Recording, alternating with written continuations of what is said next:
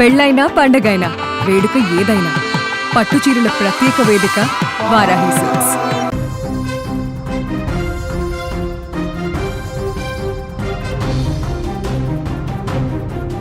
రాఖీ పండుగకు ఒకరోజు ముందు జరిగినటువంటి పెను విషాదం ఆ కుటుంబాన్ని ఇప్పుడు తీవ్ర దిగ్భ్రాంతికి గురిచేసింది.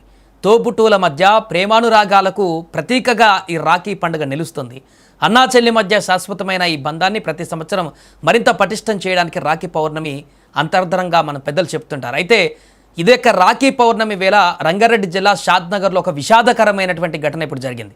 ఓ సోదరి తన అన్నకు చివరిసారిగా రాఖీ కట్టి కన్నీటి వేడుకోలు పలకవలసిన పరిస్థితి ఏర్పడింది. ఇందుకు సంబంధించిన దృశ్యాలు ఇప్పుడు సోషల్ మీడియాలో వైరల్గా మారుతున్నాయి. రంగారెడ్డి జిల్లా షాద్నగర్ పట్టణంలోని నెహ్రూ నగర్ కాలనీకి చెందినటువంటి జమాల్పూర్ నవీన్ అనేటువంటి ఒక వ్యక్తి, ఇతని వయసు 24 సంవత్సరాల యువకుడు అక్కడ స్థానికంగా ఎలక్ట్రీషియన్గా పనిచేస్తున్నాడు.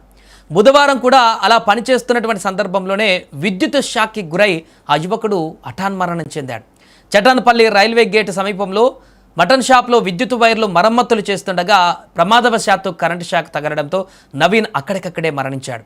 చేతికొచ్చిన కొడుకు కళ్ళ ముందే విగతజీవిగా మారడంతో ఆ కుటుంబంలో తీవ్ర విషాద ఛాయలు అలుముకున్నాయి. అయితే రాఖీ పండుగ సమీపిస్తున్నటువంటి వేళ అన్నను కోల్పోయినటువంటి నవీన్ చెల్లి ఎవరైతే ఉన్నారో ఆ చెల్లెలు పూజిత ఒక్కసారిగా బోరణ విలపించింది. ఈ నేపథ్యంలో తన అన్నకు చివరిసారిగా రాఖీ కట్టింది. ఈ దృశ్యాన్ని చూసి కుటుంబ సభ్యులు బంధువులు కన్నీళ్లు పెట్టుకున్నారు. నవీన్కు రాఖీ కట్టేందుకు ముందుగానే రాఖీ కొన్ని సిద్ధంగా ఉంచుకుంది ఆ తల్లి. ఇంకా కొన్ని గంటలైతే రాఖీ పౌర్ణమి ఉంది కాబట్టి తన అన్నకు ఆప్యాయంగా ఆ రాఖీని కట్టి పండుగను సెలబ్రేట్ చేసుకోవాలనుకుంది. ఆ రాఖీ అనుకున్నట్టుగానే ముందుగా కొనుక్కొని తెచ్చుకొని దగ్గర పెట్టుకుంది. కానీ ఇప్పుడు ఆ రాఖీ కట్టడానికి అన్న లేకుండా పోయాడు. అన్న ఒక్కసారి లే అన్న అంటూ ఆమె బోరున విలపిస్తూ ఏడుస్తున్నటువంటి దృశ్యాలు అక్కడ ఉన్న వారందరినీ కూడా కంటతడి పెట్టిస్తున్నాయి.